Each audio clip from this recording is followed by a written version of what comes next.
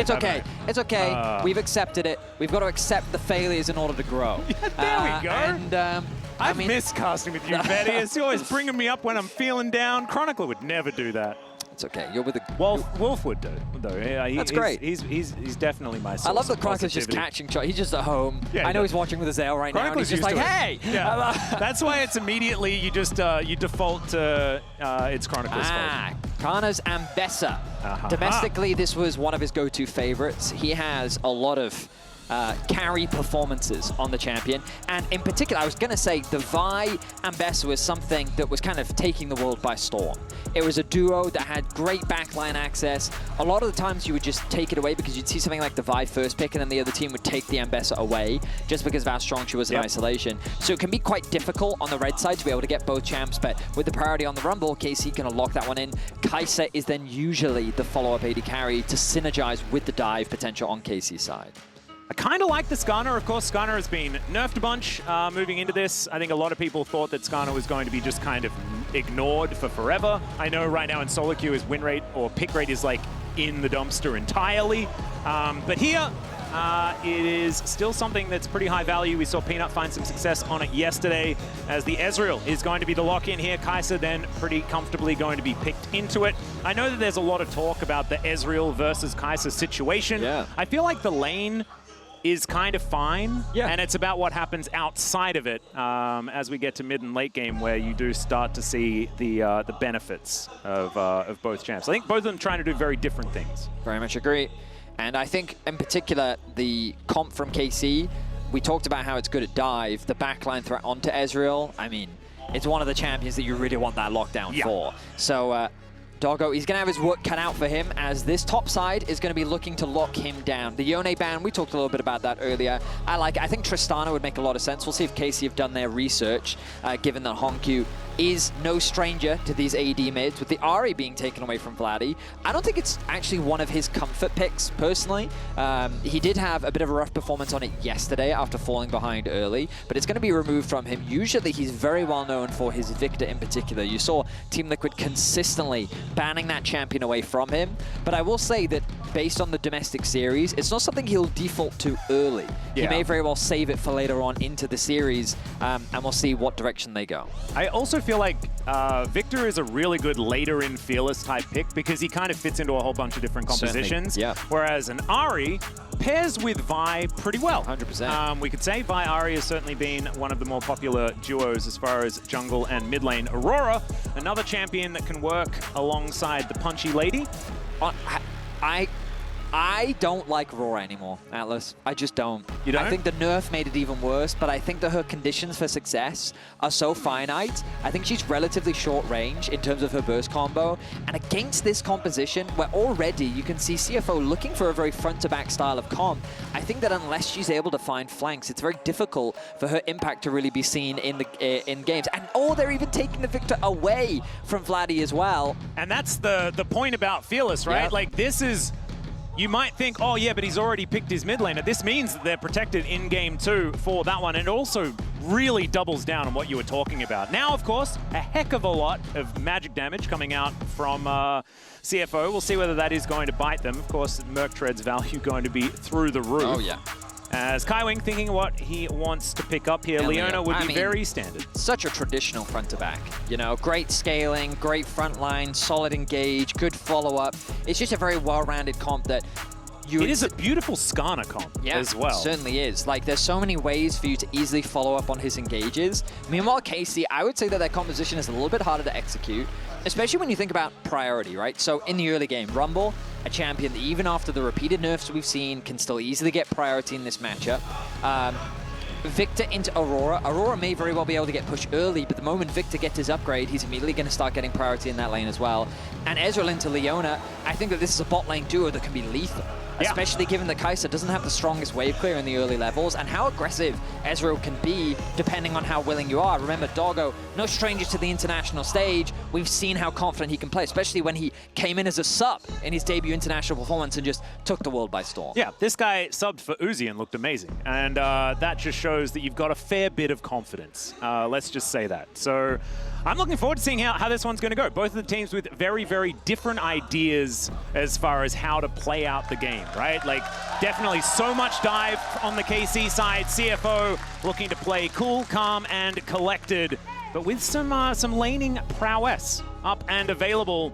And this is the first time we get to see them. CFO, I think, are going to give us a lot of information as to what their power level is in comparison to the rest of the world with how these first few minutes of this game are going to go. Would you say that there's a few KC fans here in Korea? They I was walking around outside. I'm like, which country am I in? Yeah, like, the Blue Wall, they're a dedicated fan base. They will follow the team through thick and thin. You got to remember last year, KC 10th, 4th. Right, like on the upward trend. I mean, exactly. They ended up winning their first split this year, and you're going to hear the KC chants pretty consistent. Winning or losing, they will support their team to the bitter end. I absolutely love it. It's different to what the fan chants normally are. It's almost like I'm back at home. I will be honest. Yeah. You got your little bit, and then we're just both now extraordinarily comfortable as we dive onto the Rift for game number 1. CFO making their first stand debut after being able to take down Talon in their final. And Talon, of course, PSG Talon being a team that we have seen on the international stage so many times. Familiar names on that roster. Oh, yeah. Junjia, of course, one of them, as he is now here on CFO, was replaced by Casa, and then Casa was unceremoniously dismissed in that final. So it's not Talon, it is indeed CFO that have come over instead. And I mean, it was a very similar story for Yike, right, being benched by G2. It's so cool, the parallels between these two teams. Yeah, the rookie mid laners as well. And I mean, believe it or not, very experienced supports. I mean, Targamas, in terms of international experience, he doesn't have a huge amount, right? But it's easy to forget that he did win when he was playing with G2. Yeah.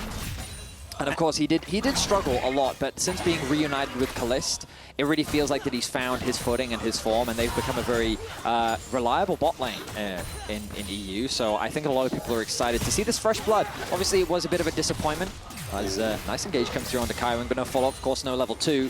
But yeah, I think people are excited to see what a lot of these young players can do, and a fresh face that isn't G2 representing Europe on so many international events. Yeah, it's very strange being at an international event without G2. I mean, I will say, it was funny seeing no T1, no BLG, no right? G2, who have been like the mainstays. A lot of new faces really looking to get recognized on the international stage. It's okay. T1 top lane fans are eating good. Oh, they certainly are. There's a lot of those from across the years. So T1 fans, it's fine. You've got someone that you can cheer for almost in every single series. And especially every single series today, as we've got Canna, and then we have Impact. So really cool. Anyway, let's have a look at how this bottom lane does go. Level 2, and now that Shield of Daybreak is in, but the Grand Entrance on top of Kaiwing doesn't have his Aftershock anymore, as Doggo able to lay in a few of these Mystic shots. A bit of a nice trade going in favor of Casey's bot lane duo. Keep my eyes on the junglers as well, as we'll notice that Junjia pathing towards the bot side of the map. He's in a position to cover in the event of anything happening, or even, I mean, dive. I don't really expect something. I'm so used to the lane swaps, the early dives coming through. My first cast on the new patch, and I'm like, oh, right, it's just standard lanes across the boards. I kind of love it. You know, it is nice. I'm a big fan. Because I felt so silly throughout this whole year talking about laning matchups. Right. I would do it for like a whole bunch of time, and then realize afterwards that it's entirely irrelevant. And so now, at least for the first few minutes, we can do that. The great thing for me is we're really getting to see Kana thrive in this environment, because like we got to see his Camille yesterday, and so many great top laners. This was I mean, that's where they come from. This. Oh, Junjia looking for an opportunity here, but he does get pinned down by Targamas and takes a couple of turret shots and some autos and some Akathi and Rain, and he's not exactly the most psyched about it. Good use of the W there from Targamas to still get the knock-up through onto Junjia and get the CC underneath the tower to force him to back away. The early back going to come through from Doggo, as some itemization is going to become and bought through. I notice as well the path towards the bot side of the map from Yike. I wonder if they're going to look for an early Dragon, or if instead his priority is just getting that push in, providing that security, allowing them to get that wave so that they can go for a back themselves. And Kaiwing desperately wanting to hold this wave for as long as he can. Not going to be able to deliver over the experience for all of these melees, but these couple are going to be able to come through for Doggo. So nice little back. And the resets are coming in sort of across the board. We can see top lane has yet to go home, but in the mid lane, Honku actually coming back to lane alongside Vladdy, and being able to win out in a couple of these trades really is sort of helping out this Victor in getting that lane control that we know him for. Keep your eyes on the minimap as well, just because of what the supports are up to. You'll notice Kaiwing actually pathing towards bot, going to shift his path up a little bit more now towards mid lane, but level 4 from mid laners with the support involvement is a crucial time window. Targamas is in a position, and here come the junglers. Everyone is here in the mid lane. Yeah, this is a party now. Vladdy is very low though, so I don't think that KC are going to be able to find too much. Just Honky picking up this wave, and a bit of a reset is going to come through afterwards. Dragon up and available, possibly somewhere that CFO want to look at. Targamas just gets Control Ward down, moves back down towards Kalist, and we have everything calming down. It's the LoL Park vibes, you know, it's the LCK chill mode here in the early game. You love to see it. Like, I can do Pokemon Gen 1, Gen 2, but like after that, I'm kind of limited. Oh, really? Yeah. Have you not been doing the card game app thingy? There's a card game app thingy? Yeah, there is. It's pretty cool. Oh. You get to collect all the cards and stuff, and you do learn about some of the new ones. Oh, the recent card cult gathering that I've been dragged into with Magic. Oh, yeah. I saw that, because didn't Medic, like, learn the game or something to... No, you learned the game for Medic's birthday. Yeah. That was very His bachelor cute. party. His bachelor party, yeah. Sorry, yes.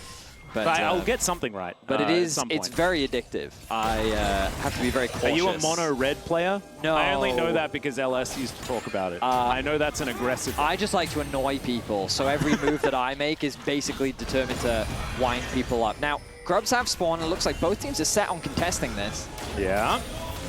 You're already dealing with one of them.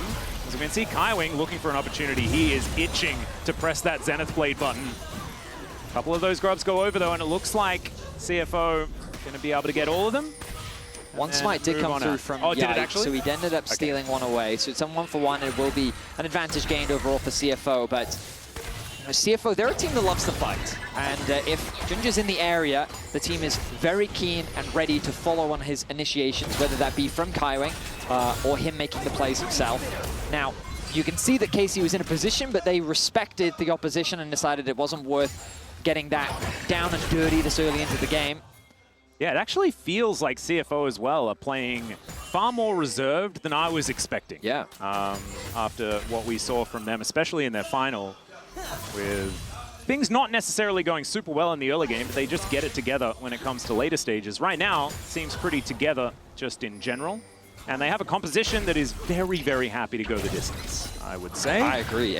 I mean, I think it suits their style. They are very team fight focused. They love the 5v5s, and they're less about trying to catch you on sides rather than more about objective spawning. Let's go for the fight. I'm ready to take you on. And this composition just complements that style beautifully. And I think that we talked about it in draft. The onus of responsibility does fall on KC to execute on that target selection, and I think that was a big problem for them yesterday. Their coordination was completely off. That was a bit weird. As Kaiwing does go in, nice little bit of damage on the Targamas, but he's not going to be too worried about it. Oh, nice damage there from Doggo. Yeah. Doesn't even have his Sheen completed yet, and still those Mystic shots hurting quite a lot. The Dragon's actually going to be started off, so thanks to the aggression that we've got from Doggo and Kaiwing in the bot lane, they've been able to get prio. Ultimate's going to come through to try and chip away at their HP a little bit more, but crucially in the mid lane, Vladdy just losing out on these trades. And we talked about this Victor and the range advantage you have, especially once you get that upgraded E. It's just so easy for you to push and poke, and the champion can be extremely oppressive against, especially against a champion like Aurora. So nice control in the early game around these objectives from CFO. Well, Jinja is still going to be able to get the stun. There's the Impale as well as it pulled out from underneath the turret. Targamas going down to 200 health as the teleports roll in. CFO with, I don't know about this one, Bloody. He's going to be able to get himself out of there, but slammed into the wall, and first blood going to Doggo. A phenomenal start here for CFO. The TP was so slow that it gave CFO so much time to be ready for the arrival of Vladdy. A nice punish comes through from Junja, connecting Vladdy into the wall with the Skarner E and setting up for the kill. First blood drawn, and it's CFO to find the early lead. Oh man, Turtle Port, it really does sometimes strike hard. As we're going to check it out one more time. This Impale, absolutely gorgeous from Junjie, because I thought he was going to be in real trouble underneath this turret. I completely agree with you. I thought that it was a scary situation. Double flashes come through from the KC bottom lane. And, I mean, you can see the timer ticking down. Vladdy knows that I'm going to be in trouble. Has the flash available, doesn't get a chance to use it as the CC comes through from Kaiwing, the follow-up from Junjie. And crucially, it's Doggo that gets that kill as well. So they're going to get him rolling in this early game. Yeah, the fact that Kaiwing managed to get that Shield of Daybreak before any sort of stealth shenanigans could come in meant that it was pretty much lights out for the new mid laner here for KC. Still not going to be a death nail or anything like that here for the European squad. And we'll just have to see whether they can get themselves back into it because they need to fast. Yeah, I mean, again, the burden of execution, I feel, heavily falls on KC.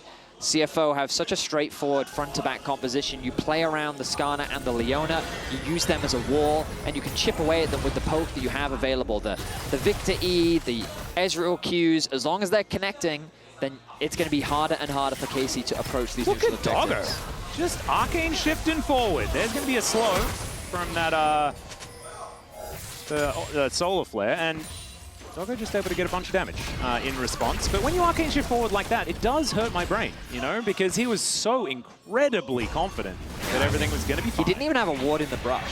Yeah. It's just, I was like, there could be a Vi there. There could have been a Vi there. But hey, he knew he had his team behind him. He felt confident and he trusted them. And that trust ended up paying off. Now Kaiwing and Junjie hovering around the mid lane once again. They're setting up for the Grubs with their priority that they have. KC threatening a potential dive on the bot side of the map, but Doggo wisely respects it. He's going to go back to base, spend some of his gold, getting closer to that Trinity Force item spike. And I think it's so interesting, right? Because there's a lot of drafts that you talk about, like range advantage being really important, and in certain compositions it's less. In this one, it feels like it's massive for this early game that is buying CFO so much time, right? Yep. The fact that Victor can get so much of his damage down without having to worry about an Aurora, who does benefit so much from being able to layer all of these combos over and over again to put pressure on her opposition, just isn't really a thing. And then on the bottom side of the map, Doggo as well, Mystic Shot, going to be able to outrange this Kai'Sa for sort of the neutral that they're playing down there. And these are compounding advantages for CFO as they get further into the game. What KC need to do is really start some of these mid-game skirmishes where they can get this composition doing what it wants. Because you mentioned target selection. Cease and desist, very good at selecting target. Certainly is. You know? Yeah. I know that. That's my level of analysis there. It sees you and it desists you from doing said thing. She actually just selects someone. Yep. And that is right. Now, the downside of that is that sometimes... You can't deselect? Yes. and crucially, others, even if a target is selected, that individual can still select where you end up. So if Ezreal presses E and flash, your destination is no longer your selection. Exactly. It's Ezreal's. Reminds me of Hecarim, you know, from back in the day, where he's like, I'm engaging, but then he's 7 screens away. You know, back in the day when I used to scrim, back in Season 3, okay, I was a jungler, right? And what my teammates used to say is that I'm doing what's known as the Jarvan effect, which is I'm Jarvan, I'm helping. The EQ flash R, and you've engaged, and then you turn back and you see your team on the horizon, you know, a distance away, and you're like, why didn't you follow up? And it's like, well, some can travel further than others in League of Legends. There was a beautiful Samuel Broadley moment back in the OPL with that exact situation. I certainly understood all of these Jarvan memes. Shout out to Spooks. But let's get back into this game because we do have a dragon spawning in 10 seconds time. Going to be a Cloud coming up next. Let's see what soul we're going to get. CFO leading in the Dragon department. KC keen to contest this, especially given that Kana has made his way down, has the TP available, but with the Eclipse ready, he's going to have a lot of damage at his disposal. Here comes the flank. Yeah, he's going to get the flash out as Honkyu just held in position. There is the public execution as Junjie gets 3 in the Impale. Targamas over the wall, but they are outmanned. There's a true shot barrage onto 3 though, and KC are on the wrong side of the map with not a whole lot of health bar to speak of. Yike able to get himself out of there, but Junjie is over that wall immediately. Not a lot of damage following after this Vi, but he'll still get slammed into the wall, given that sunlight and taken down. And KC just getting tidied up around this map. It was a decent pick to start things off, but I don't think they had much of a plan after that.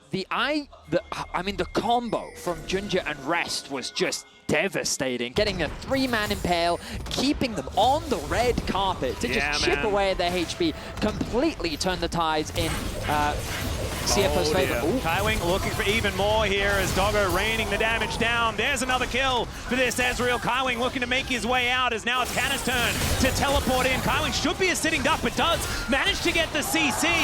He'll take out the Leona, but now Doggo wanting to chase after the Ambessa here. A lot of damage raining through these mystic shots. All of them hitting. He's under the turret. He has the barrier though, and he'll be safe. Canna gets himself out of there as well, but Doggo, we got the message. Kana able to salvage that situation after the dive comes through from CFO.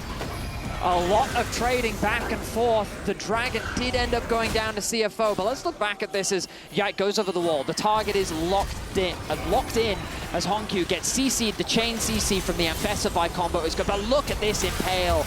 The Rumble combination is beautiful as Targamas is forced to flash over the wall. The bottom lane of CFO disconnected from the team, but then when they realize that the HP bars on the side of KC kind of are as low as they are, they realize they can turn this into a favorable position. They get 2 kills, ends up being a 2-for-2 overall, factoring in the skirmish on the top side of the map, end up securing the Dragon. I think CFO is still very happy with how things played out. Yeah, I think definitely not a bad sign for CFO, but I think signs of life from KC are going to be great because they need to keep pulling this trigger over and over again.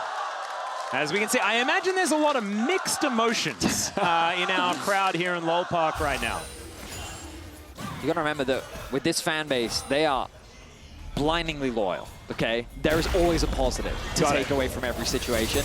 And hey, it's only a 2K deficit from the side of KC, but as you rightly said, it feels like that the game is only gonna get harder and harder to play as it continues, as the Herald started off by Junja. Yeah, Junja is becoming a problem as well. You can see that health bar is starting to look very difficult to get through. Ooh. As Doggo, taking a big chunk. Canna now looking for his angle off to the side, smacked into the wall. There's the impale onto 1. As also Vladdy getting that ultimate in there. A lot of damage as Kalist. Killer Instinct into the backline. Junjia takes down Yike though, and he's so tanky. It is absolutely absurd. True shot barrage, but Doggo's so low he can't actually get into the fight once again. This flame spitter just not quite enough. And Doggo, he just doesn't want to risk it. KC playing with these health bars beautifully. Doggo forced out of the fight quite early. Means that he wasn't able to distribute a lot of damage in that fight. And it gave, with the numbers advantage that KC have, that small edge enough to win up. You saw even with that numbers advantage how close the fight still was. A really nice Rumble ultimate did a lot of damage onto the backline.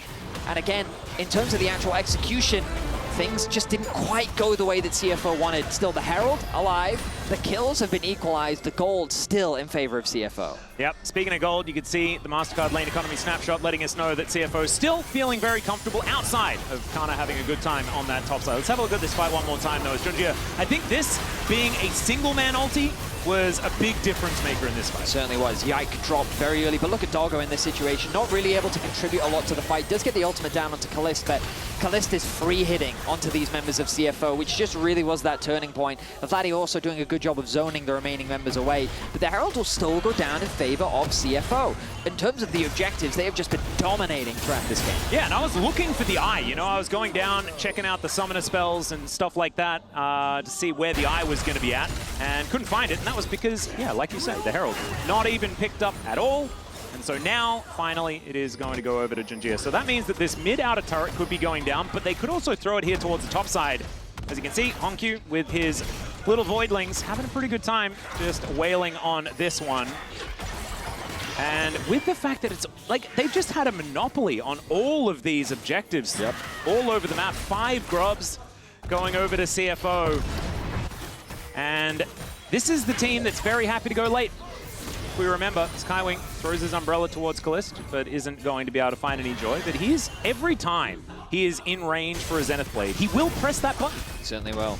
I mean, I love the confidence that we're seeing from both Kaiwing and Junjia. Like, they're engaged consistently, finding onto the right targets. As you rightly said, in the previous fight, locking down Yike, probably not as optimal as they would have liked, but still, the fact that it ended up only being a 2-for-1 and they still get the objective as the flank now comes through. The TP was spotted. That's a deep flank, That is a really deep flank. And then you've got the opposing flank to come in from Kana. That was really cool. Looked like, you know, they were pulling shapes on the map here, but it didn't really result in too much of anything at all. Did not really at all. The turret didn't go down. True. It's on about 6 health. Now who's Mr. Brightside over here, Hey, right? no, I mean, the KC fans are infectious, and there's a lot of them here. You know, I'm a bit outnumbered, and I'm learning. I'm definitely learning. Dragon in 20 seconds. Remember that CFO find themselves with 2 so far. They're looking to put themselves on Soul Point. Yeah, they do have the Shoes of Strength, very strong shoes. Oh, that they do. As Junji looking for that opportunity. On a ward right now is Kaiwing. Gonna get publicly executed.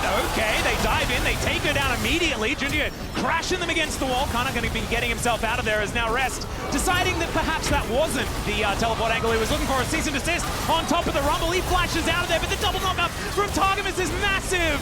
Equalizer just trying to buy them some space, and it's Yike that goes down. CFO, why did that work? The target focus from KC was off. Very similar to what we saw yesterday. Vi locking down the Rumble, but Targamas goes to the back line. He sees an angle where he can lock up the 280 carries and they can turn it around. But Yike has already used his ultimate. The only real follow-up that they had came through from Kalist, and it just wasn't enough. So CFO was able to turn the fight around, and again, crucially, look at the target focus. So already an ultimate gets used from Kana to lock down the support. So nice initial pick.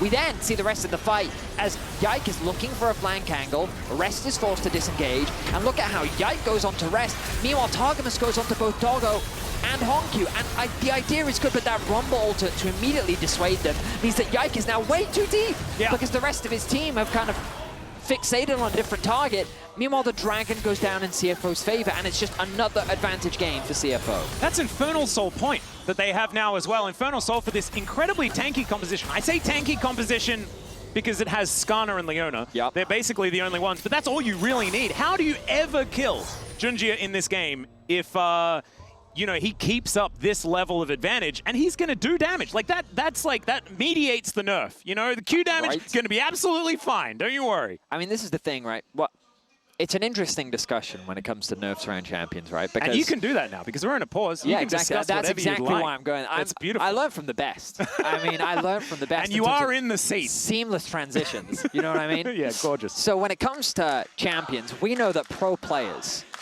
they see a patch note and they go, well, champ's dead. Yep. Right? It is the classic, okay? And I mean, you know, Riot have even said themselves that they will do placebo buffs. You know, we'll give 5 attack damage, 5 movement speed to a champ, just so that it reminds people that this champ is in the game. And then people give it a go and they're like, oh, wow, this champ is really great. And we're like, yeah, it was that 5, whatever we gave them.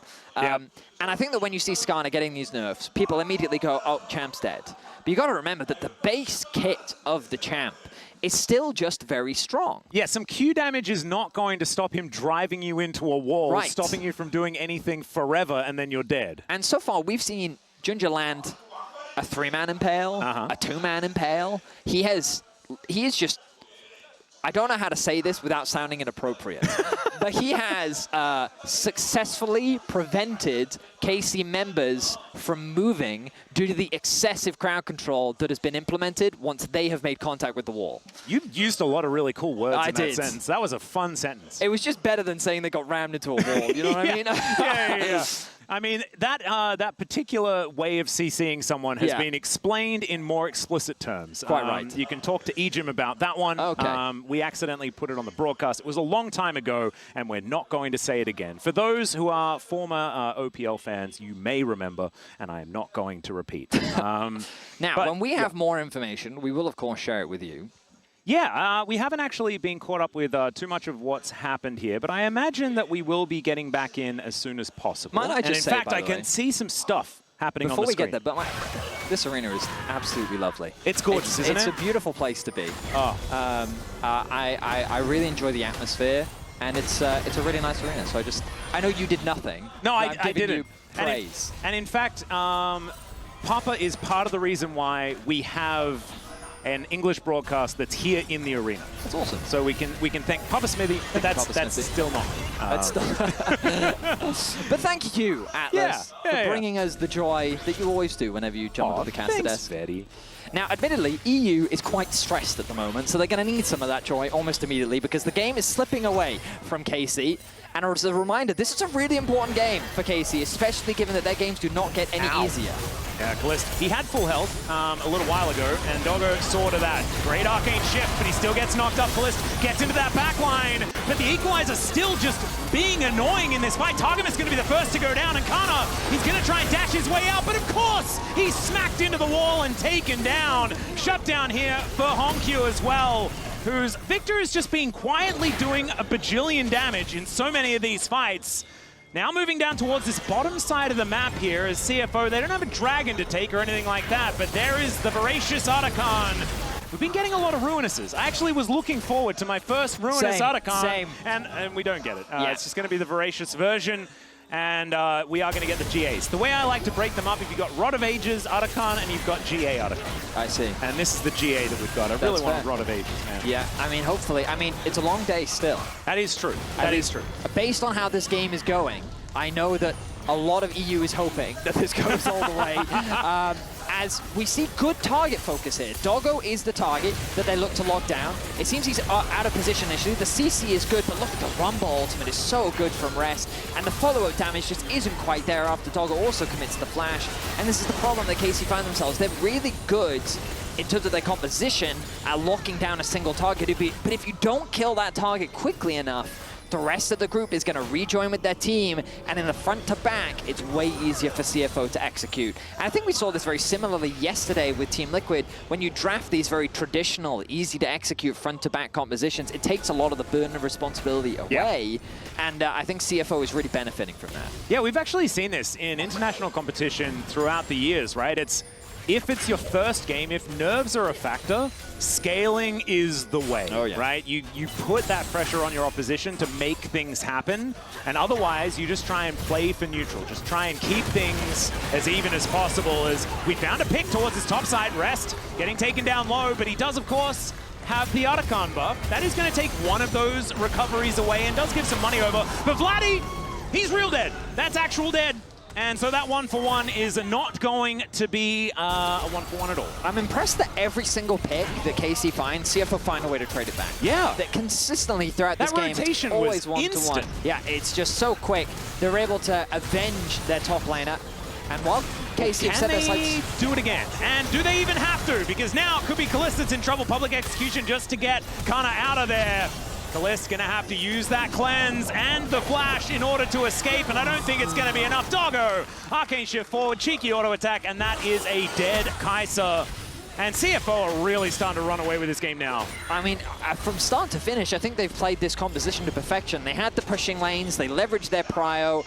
Ginger was securing every single early game objective. I mean, CFO have just dominated KC in this first game. And now they've set their sights on the Baron. Yep, Baron going to be started up. I don't think this is a full commit. As you can see, Ginger just throwing a boulder at it. I mean, the Soul spawning in, what, 40 seconds? I reckon that one's going to be a priority. I think it certainly will be. And at this point, you have to feel like the KC composition really has been outscaled. I don't think that they have the damage, really, to lock down either Doggo or Honkyu. But, I mean, Honkyu still has his flash available. He's also got himself the Zhonya's.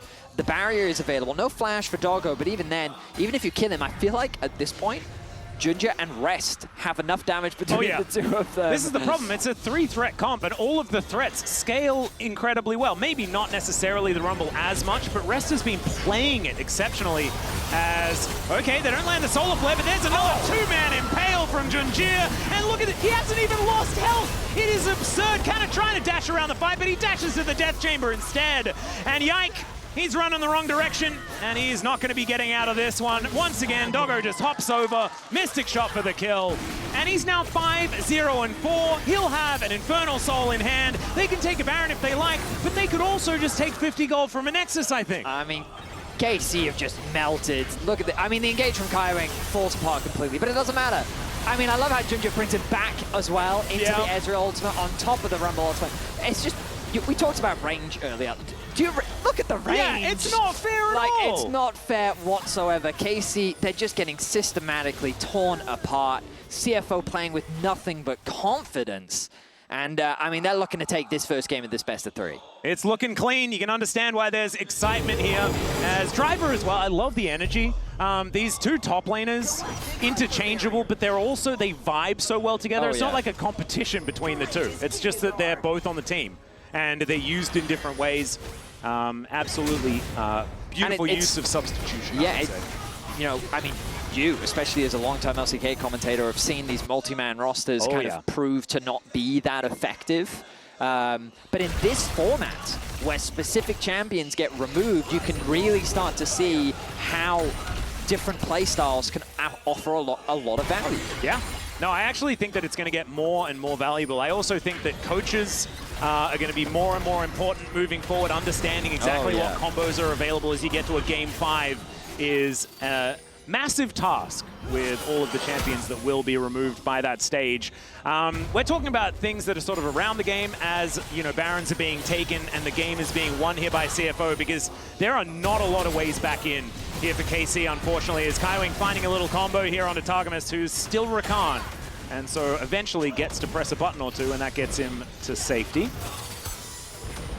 But yeah, Doggo, free reign here on this bottom side. He'll be able to take an inner turret. That is going to be the last one of them available on the map.